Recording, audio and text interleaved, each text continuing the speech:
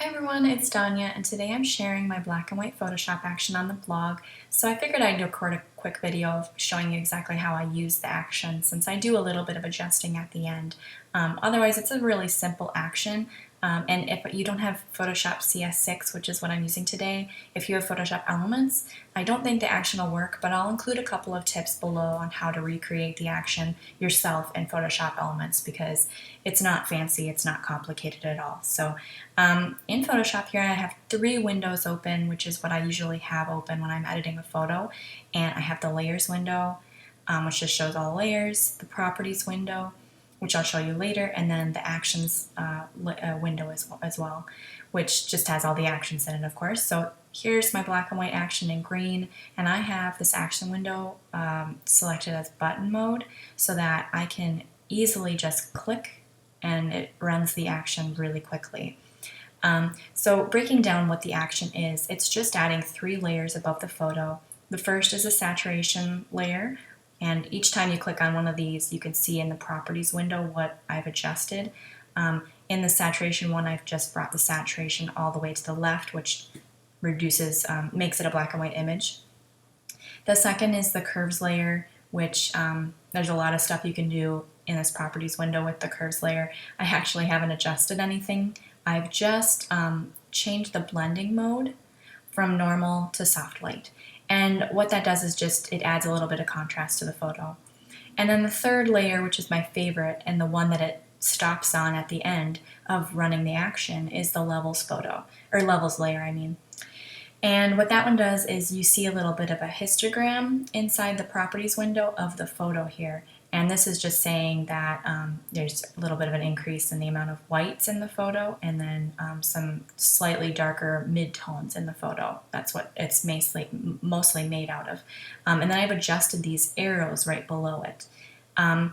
The only thing I do after I run the action is adjust these a little bit more, kind of just to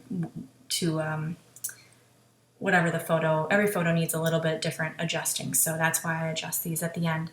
And in this photo, I think it actually is pretty good. I don't know if I'd adjusted a whole lot. If anything, I feel like the whites may be a little bit too bright on her shirt and up here on her hair, so I would bring the white arrow to the right a little bit just to darken those lights a very small amount, and then increase the midtones by bringing this middle arrow to the left, and I'd be done.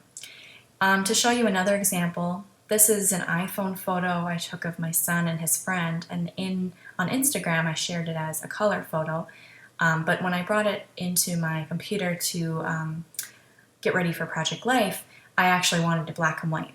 So that's a prime example of when I would use Photoshop to change it to be a black and white. So run the action, and it adds the 3 layers. It ends on the levels layer, and here I'm just going to adjust these little arrows to adjust the photo a little bit more. So overall, I feel it's a little bit dark, so I'm going to start with the middle arrow and bring it to the left to increase the brightness. And I feel like maybe some of the darks are a little too dark, so I'm going to bring the black arrow to the left as well. And the white arrow I'm also going to bring to the left to increase the brightness. And I'm done. And then the third example is this photo of my son Alwyn, and I'll run the action. And once again, I kind of feel like just everything needs a little bit of brightening, so I'll start with the middle arrow and bring it to the left, and bring the white arrow to the left as well. And then I want his eyes to stand out a little bit more, so I'm going to bring the black arrow and actually bring it to the right and darken those. Done. So I hope that shows you a little bit more of how I use the action, and hopefully it brings some use to your photos as well. Thanks. Bye.